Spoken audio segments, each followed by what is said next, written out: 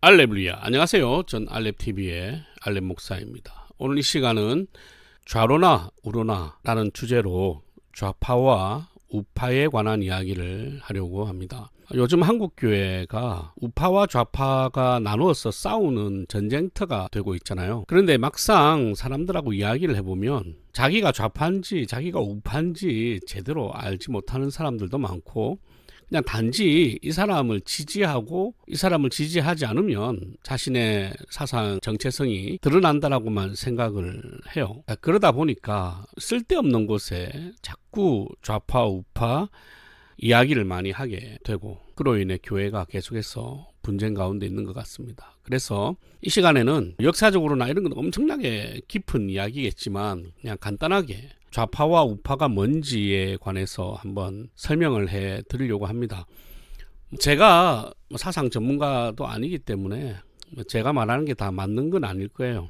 하지만 딱히 크게 틀린 것도 아닐 거라 생각을 합니다. 먼저 좌파는 뭐냐면 평등을 추구합니다. 그런데 그냥 평등이 아니에요. 왜냐하면 평등은 불가능하거든. 가만히 놔두면 평등할 수가 없어요. 그래서 강제적으로 평등을 시키는 게 좌파입니다. 우파는 뭐냐면 공평을 추구합니다. 어차피 평등은 안 돼. 하지만 공평은 이룰 수 있거든요. 근데 그 공평하려면 자유가 필요해요. 그래서 자유와 공평을 추구하는 사상입니다. 그러다 보니까 좌파는 큰 정부를 추구하고 우파는 작은 정부를 추구합니다. 큰 정부와 작은 정부에 관한 이야기를 할 건데, 여러분 큰 정부, 작은 정부 들어보셨죠? 기억은 안 나지만 큰 정부는 뭐냐면 정부의 역할이 더 중요하다는 겁니다. 그러니까 시장보다는, 국민보다는 정부의 역할이 더 중요하다. 앞서 말씀드렸지만 평등하려면 무언가 강력한 힘이 필요하다는 거예요. 그래서 정부의 역할을 더 강하게 하는 것이 큰 정부, 좌파입니다. 강력한 정부로 국민들이 평등하게 살 수 있도록 하는 것, 그게 좌파죠. 시장 경제가 자유롭잖아요. 그러니까 그것을 거부하고 정부가 시장 경제에 계속해서 개입해서 물가와 세금을 조절한다는 겁니다. 그래서 모든 국민들을 평등하게 살 수 있도록 나라가 도와주고 지원하는 거죠. 그래서 기본적으로 좌파는 사회주의를 추구합니다. 그런데 대부분 사회주의를 추구하면 부자들이 다 나라를 떠나고 기업들이 나라를 떠납니다. 그러면 나중에는 다 가난해질 수밖에 없잖아요. 그래서 역사적으로 사회주의가 성공한 사례가 없어요. 그러다 보니 이제는 사회주의를 추구하려고 하는 나라들이 점점 사라지겠죠. 그런데 지금 우리나라는 이 길로 가고 있습니다. 어쨌든 사회주의를 하게 되면 처음에는 막 백성들이 좋아할 수는 있지만 나중에는 정부도 돈이 무한정하게 있는 것이 아니기 때문에 점점 줄이게 되고, 물가는 계속 오를 것이고, 인플레이션이 생기면 국민들은 돈을 안 주니까 이제 계속해서 화가 나고, 평등이 중요한 게 아니라 잘 사는 평등이 중요하다는 것을 깨닫게 되죠. 근데 잘 사는 평등은 없거든. 사회주의는 잘 살든 못 살든 다 같이 그냥 똑같으면 된다라는 게 사회주의거든요. 그러니까 계속해서 경제가 어려워지죠. 그러면 폭동이 일어나는 겁니다. 그래서 이 큰 정부가 가끔씩 어떤 일을 하냐면 시장을 개방해요. 이 문제를 해결하기 위해서 시장을 개방하면 당연히 또 이제 부자들이 많아지겠죠. 그러면 또 부익부 빈익빈이 됩니다. 그렇게 양극화가 되면 이 좌파 정부는 부자들을 부정부패로 막 잡아넣기 시작을 해요. 하지만 그러면 똑같은 상황이 벌어질 거 아닙니까? 그러니까 국민들은 이 좌파 정부를 부정부패하는 정부로 취급을 하게 돼요. 그렇게 정부와 국가 체계를 완전히 부정을 하면서 무너뜨리게 되죠. 그게 막스 레니즘이라는 겁니다. 국가를 없애죠. 대신에 국민들이 모여 위원회를 만들어서 운영을 하면 된다라고 해요. 하지만 이게 말이 안 되잖아요. 그러면 그 위원회장은 누가 할 건데? 그래서 결국은 이 좌파가 극으로 가게 되면 극좌가 되잖아요. 극좌가 되면 독재가 되고 공산주의가 되는 겁니다. 그러다 보니 좌파는요, 노조를 활성화하죠. 왜냐하면 기업도 하나의 작은 국가 같은 거잖아요. 그러니까 노조를 활성화해서 위에 있는 정부를 끌어내리고 자기들이 월급을 정하고 자기들이 연봉을 정하고, 그러다 보면 기업은 망하게 되고, 마찬가지로 그런 사람들이 정치인이 되면 국가가 망하는 거죠. 그래서 좌파는 노조를 활성화하고 인민재판과 선동을 당연하게 생각을 합니다. 그러면 사회주의와 공산주의의 차이는 뭐냐 하면 사유재산을 인정하느냐 인정하지 않느냐에 있습니다. 이게 큰 정부를 추구하는 좌파다. 그러면 우파는 작은 정부를 추구한다 했어요. 이 작은 정부라는 뭐냐면 정부의 역할을 최소한으로 하고 시장의 자유를 인정을 하는 거예요. 그러니까 시장 경제를 보이지 않는 손에 신뢰하는 거죠. 시장은 생물과 같아서 시장이 경제를 선택하게 하는 게 우파입니다. 어쨌든 정부, 큰 힘을 가진 정부가 이 시장의 개입을 최소한으로 하게 하는 것. 힘들더라도 결국은 시장이 경제를 선택을 하고 살리게 될 거라는 것을 믿는 것. 하지만 인간이 서로 믿을 수 없잖아요. 그래서 서로를 신뢰하기 위해서 어떤 규칙이 필요한 거죠. 그게 바로 법입니다. 그래서 자유를 지키기 위해서는 서로가 합의한 규칙을 따르게 되는데 그것이 헌법이고 자유를 더 잘 지키기 위해서는 이 헌법이 강해질 수밖에 없어요. 그래서 우파는 법치주의를 추구합니다. 좌파는 법이 아무 의미가 없죠. 국민들이 법이니까. 그냥 자기가 원하는 대로 법을 바꾸면 돼요. 하지만 우파는 그 법을 따르려고 해요. 그래야 그 법 안에서 우리가 자유를 누릴 수 있기 때문이죠. 여기서 또 우파가 계속 극으로 가게 되잖아요. 그러면 정부가 작은데 계속해서 정부가 없어지는 거야. 그럼 극우가 되면 정부 자체를 부정하고 어떤 리더가 없어도 모든 사람이 알아서 살 수 있다라고 하는 법도 필요 없는 무정부주의자가 됩니다. 그것을 아나키스트라고 해요. 하지만 당연히 어느 곳이든지 무정부라고 해도 리더는 생기게 되고 결국에 무정부주의자들이 혁명에 성공한다고 해도 그 사람들로 정부가 만들어지고 헌법이 생기고 또 조직이 생기면 규칙이 생기고 규칙이 생기면 그 힘을 가진 사람이 최소한이 될 것이고 그럼 더 큰 부정부패를 하게 되는 거죠. 그렇게 되면 극우로 가면 갈수록 나라는 독재의 길을 걷게 된다는 겁니다. 신기하죠? 극좌로 가도 독재고 극우로 가도 독재입니다. 이 중간을 어떻게 하든지 잘 지키면서 서로를 견제하여 각자의 입장을 대변하는 것이 정치입니다. 근데 여기서 중요한 것은 뭐냐면 이들의 견제의 목적, 존재의 목적이 국익이 되어야 된다는 겁니다. 만약에 정치의 목적이 국익이 아닌 방향으로 흐르잖아요.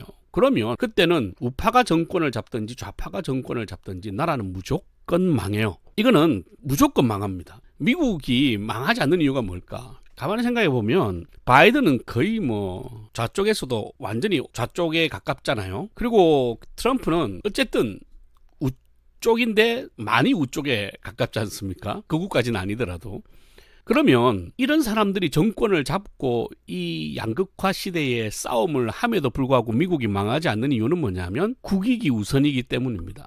어쨌든 나라를 먼저 생각을 하니까 그래도 망하지 않는 거예요. 이 나라는. 지금까지 들어보면 결국 극좌로 가면 독재, 극으로 가면 독재. 그죠? 그래서 항상 뭐라고 이야기하죠? 극과 극은 통한다라고 이야기를 합니다.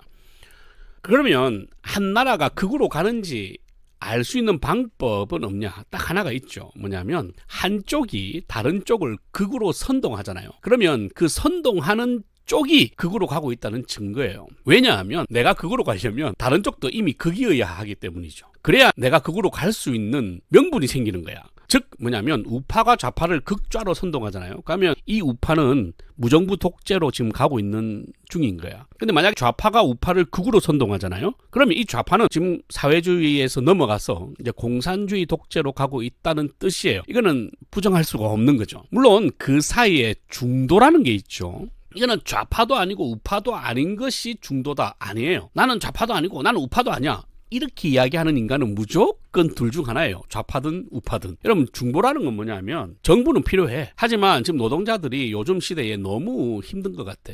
그 노동자들의 입장을 좀 이해해 줘야 된다라고 이야기하는 사람들. 혹은 시장 경제가 보이지 않는 손에 이끌리는 것은 내가 지지하는데 지금 어떤 상황에서는 부동산 대책을 정부가 좀 나서서 도와줬으면 좋겠다라고 생각하는 것. 그래서 그때마다 세상을 유연하게 보면서 그 문제를 해결하려고 하는 사람들이 중도입니다. 그런데 이들은요 대체로 자기가 편한 거 자기와 관련 있는 것들만 생각을 하거든요. 근데 그 생각조차 요즘은 정치인들이 선동할 수 있는 능력이 생겨버렸어. 그래서 이제는요, 우리나라에는 진정한 중도는 없다고 봐야 됩니다. 선동당하는 중도만 있을 뿐이죠. 그래서 우파지만 사람들을 생각하는 사람들, 혹은 좌파지만 헌법을 수호하려는 사람들, 만약에 중도가 있다면 이들이 중도인데, 여러분들이 뉴스를 보면 아시겠지만 2025년 지금 9월인데 우리나라에 이런 사람들이 있을까요? 없다고 생각을 합니다. 이게 좌파와 우파의 그리고 중도의 개념이다, 차이다라는 것을 여러분이 좀 아셨으면 좋겠어요.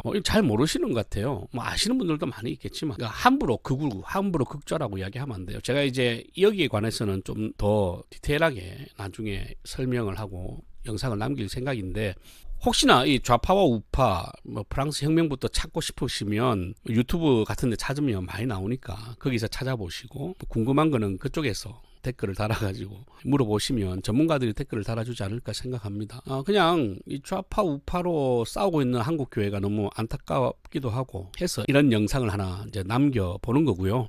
저는 그럼 알렌 목사는요, 반공산주의자입니다. 그리고 반사회주의자예요.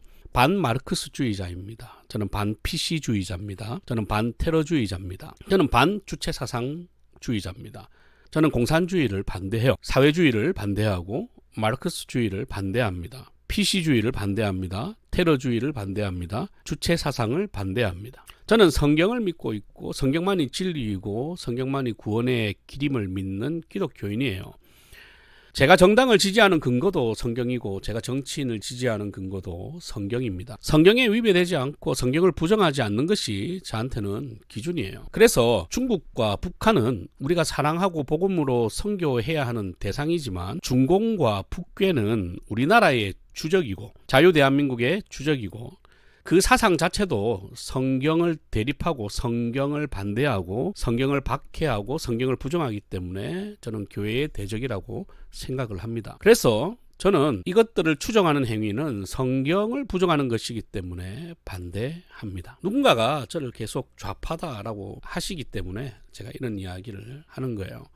여러분, 우파, 좌파 어떤 것이 선한 것은 없습니다.